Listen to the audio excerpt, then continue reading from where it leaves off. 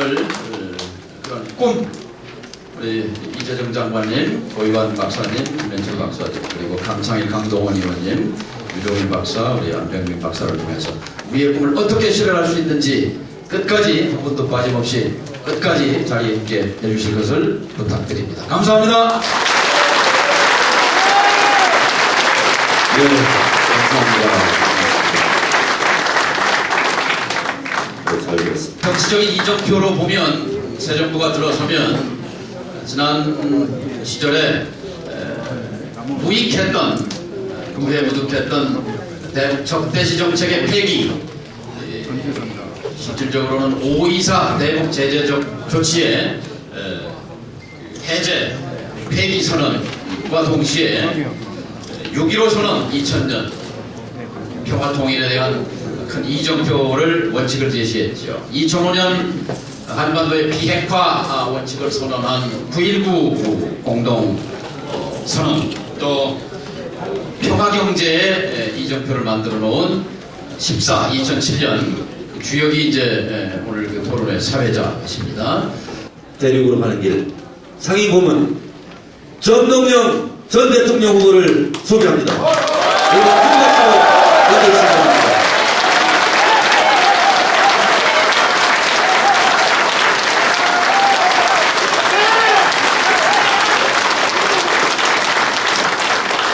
오늘 이 자리는 토론회이지만 동시에 꿈꾸는 자리라고 생각합니다. 대한민국 최고의 전문가들이 차기 정부의 북방경제 부상에 대해서 얘기하면서 동시에 또 우리가 가슴속으로 열망하고 꿈꿔왔던 한반도의 미래를 함께 얘기하는 자리입니다. 오늘은 좋은 날이네요. 모두가 다 바라는 야권 후보 단일화가 이제 시동을 건 날이고, 저는 확신합니다. 12월 19일 이제 지난 5년 동안 인권 억압 그리고 역사의 후퇴를 이제 마감하고 새로운 정부가, 새로운 세상이 12월 19일 시작된다. 저는 이렇게 확신합니다.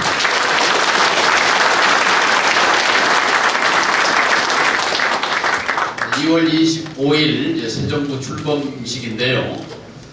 지금 문재인 후보와 안철수 후보 쪽은 다 북쪽의 축하 사절을 참석하도록 하겠다, 이런 얘기를 밝히고 있는데요. 초청을 하려면 평양에 누가 가야 되는데 누가 가는 게 좋겠어요? 이 자리에서 취직 자리를 하나 부여놓고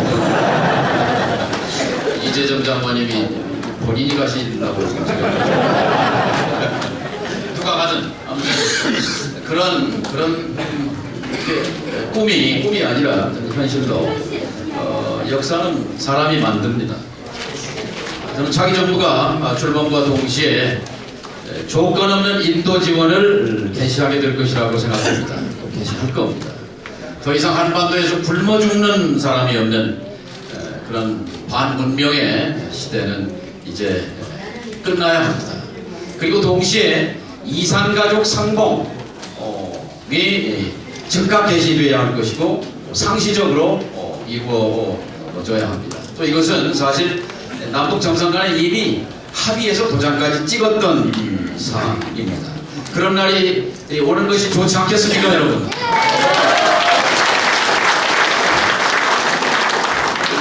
정치적인 이정표로 보면 새 정부가 들어서면 지난 시절에 무익했던 구해 무득했던 적대시 정책의 폐기, 실질적으로는 524 대북 제재적 조치의 해제, 폐기 선언과 동시에 6.15 선언 2000년 평화통일에 대한 큰 이정표를 원칙을 제시했죠. 2005년 한반도의 비핵화 원칙을 선언한 9.19 공동 선언, 또 평화경제의 이정표를 만들어 놓은 14, 2007년 주역이 이제 오늘 그 토론의 사회자이십니다.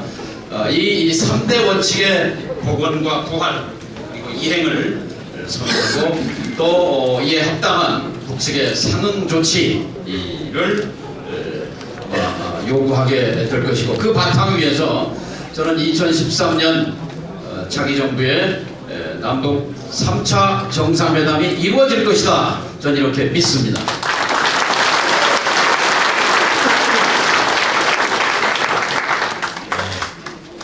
독일은 남북 정상회담을 1970년에 했습니다. 그리고 20년 뒤에 통일로 들어섰습니다.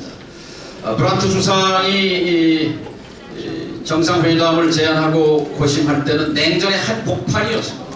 동서냉전의 천병으로 남북한이 동서독이 마주 적대하고 있는 그 와중에 브란트 수상은 민족이 하나됨을 위하여 이 냉전의 한복판에서 우리가 무엇을 할 수 있는가 이런 고민 끝에 접촉을 통한 변화, 만나자 하는 원칙을 가지고 동방정책을 시작했습니다. 독일에서 배울 교훈은 이겁니다. 독일은 아데나워, 에르하르트, 키징거, 브란트, 슈미트, 콜 그리고 그 이후에 슈레더, 메르켈 9명의 지도자에 이르는 동안 동서독 분단을 정략에 이용하지 않았습니다. 그리고 정권이 바뀌어도 적어도 민족 문제에 관한 동일 문제에 관한 정책의 일관성을 유지했습니다. 그리고 끊임없이 국민과의 내부 소통을 통해서 굳건한 국민적 공감대를 바탕으로 그 에너지를 끌어냈던 것이 우리와 비교되는 점이었습니다. 오늘 그 토론의 자료집 다 보셨을 텐데요. 뒤에 보면 맨 처음이 72년 7.4 공동성명입니다. 7.4 공동성명 그 주역은 박정희 대통령과 김일성 주석입니다. 자주, 평화, 민족 대단결 가슴 뛰는 이 3대 원칙은 72년 박정희 정권 하에서 선언되고 모든 국민들의 가슴을 울렁거리게 했습니다. 그러나 불행하게도 석 달 뒤에 어떻게 됐습니까? 72년 10월 17일 10월 유신 총통제 유신 남북 민족 문제를 이토록 악용할 수 있는 정권이 어디 있단 말입니까? 저는 그래서 이번 12월에 결단코 신유신의 부활은 절대 막아야 한다 하는 그런 소신을 말씀드립니다.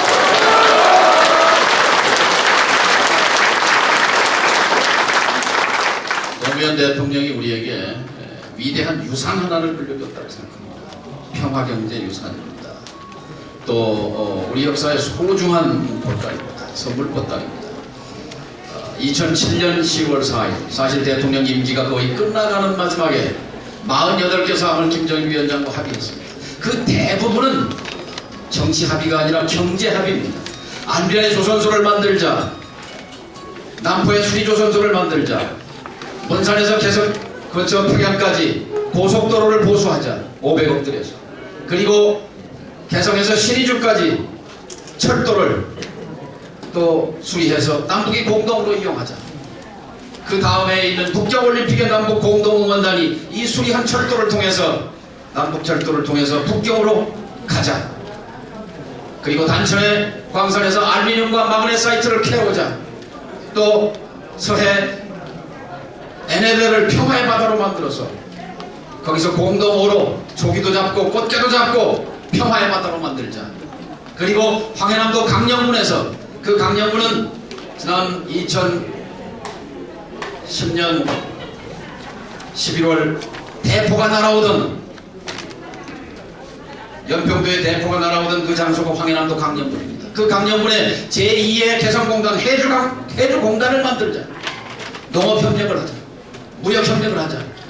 인프라, 과학기술, 정보통신협력을 하자. 이 48개 이 평화경제의 보따리를 이 정부는 끌러보지도 않고 바닷속에 던져버렸습니다. 자, 자기 정부는, 자기 민주정부는 이 보따리, 노무현 대통령이 만들어 놓은 이 보따리를 꺼내서 실행하기만 하면 바로 대륙으로 가는 길이 열린다 하는 것이 저의 확신이요 국민의 열망입니다.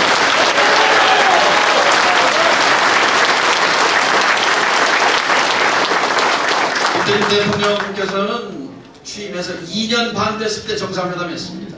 노무현 대통령은 5년 차에 했습니다.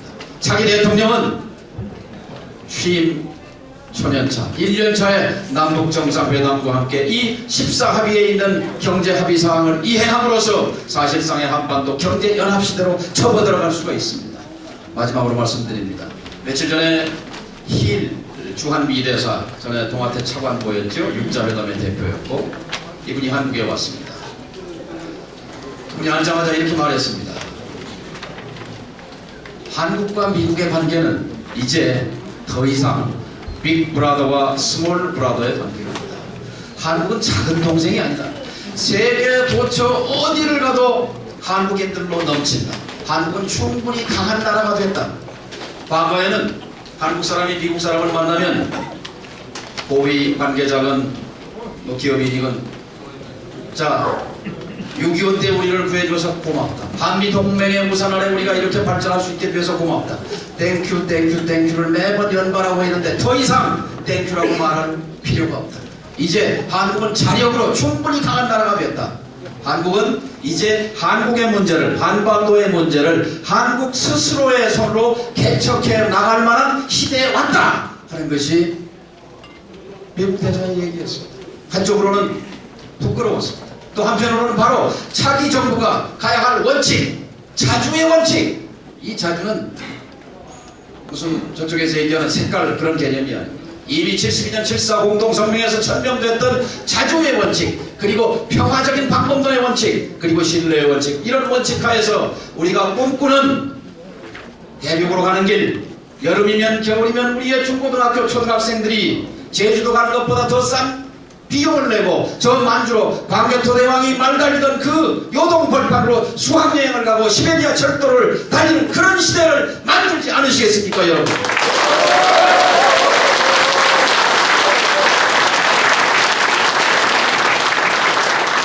오늘 그런 꿈, 우리 이재정 장관님, 고이완 박사님, 김현철 박사님, 그리고 강창일 강동원 의원님, 유종일 박사, 우리 안병민 박사를 통해서 우리의 꿈을 어떻게 실현할 수 있는지 끝까지 한 번도 빠짐없이 끝까지 자리에 있게 해주실 것을 부탁드립니다. 감사합니다.